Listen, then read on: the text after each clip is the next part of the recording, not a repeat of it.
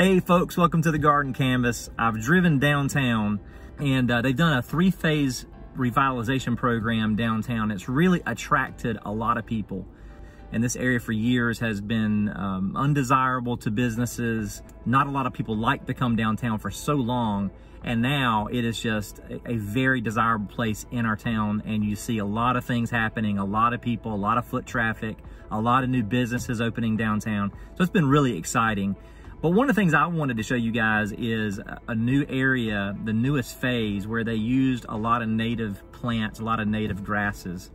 So I'm gonna take you down there. Before I do that, I'm gonna show you some of the earlier phases of this project and what it looks like. So anyway, let's go take a look. We'll take a walk down the street here and let you see the types of things that they've done here.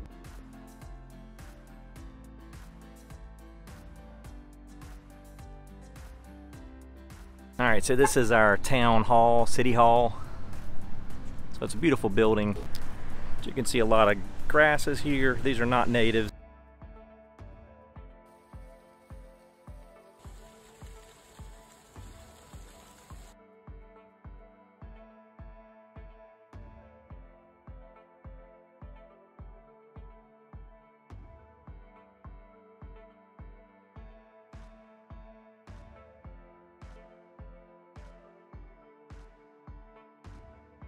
And this area that we're approaching is where I wanted you to see. So we're gonna stop the car here and I'm gonna let you guys see some of this. Now this is the new phase. They call this phase 3. And they wanted to, I talked to the project manager who helped construct this new phase. And he said they wanted to keep this as more of a green space. So they left one of the old trees here in the center. We're gonna look back on the project here. A lot of native trees, red maples. This is another sitting area for people to gather.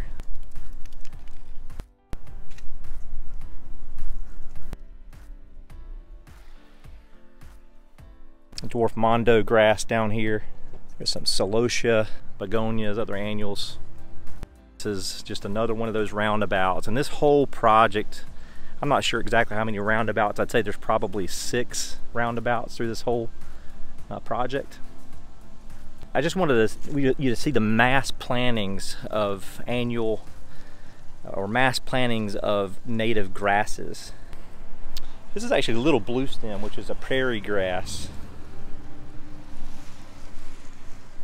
And even though this is really going dormant for the winter, it has a lot of winter interest. You see some of the flower heads glowing in the sunlight. And this is one of the things that's very attractive about Little Bluestem grass. You get some red highlights, copper highlights, along with the bluish green foliage. And this is just done in mass. Additional annual garden beds here. And I just look at the white muhly grass. Here's a park bench area to sit in, some red oaks, and just look at the muhly grass along with the little bluestem.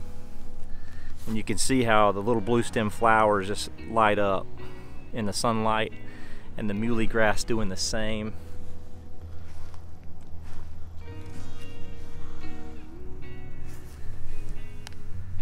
These are all native grasses.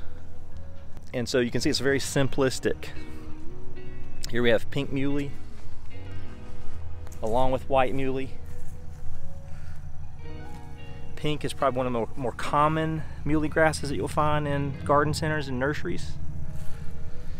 But I wanted you to see this before we get a frost, which is supposed to happen this weekend, because this landscape will completely change once we get a frost.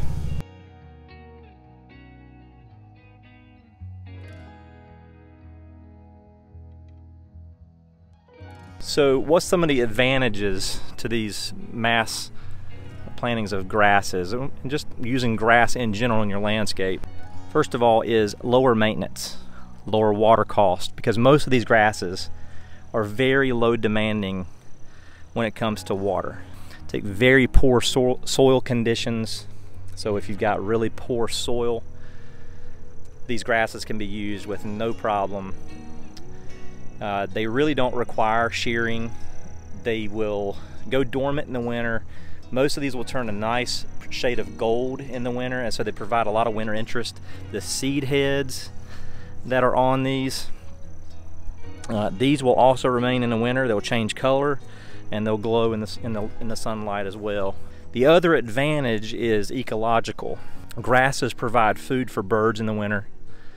They provide shelter for a lot of your bees and pollinators.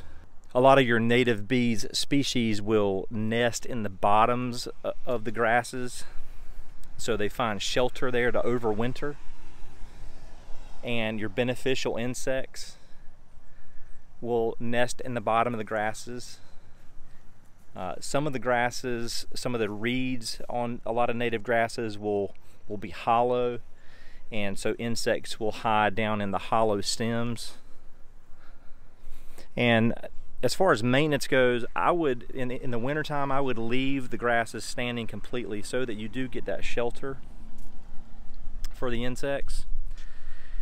And then I would probably just prune right along the early to late spring, cut the grasses back at that point and allow them to rejuvenate for the growing season. Now, as far as the types of conditions that these grasses prefer, Muhly grass and the Little Bluestem is going to typically prefer dry soil. Your switchgrass, your panicum species, they can take dry soil or wet spaces as well. With these grasses, with Muhly and Little Bluestem, you're going to want to have good drainage.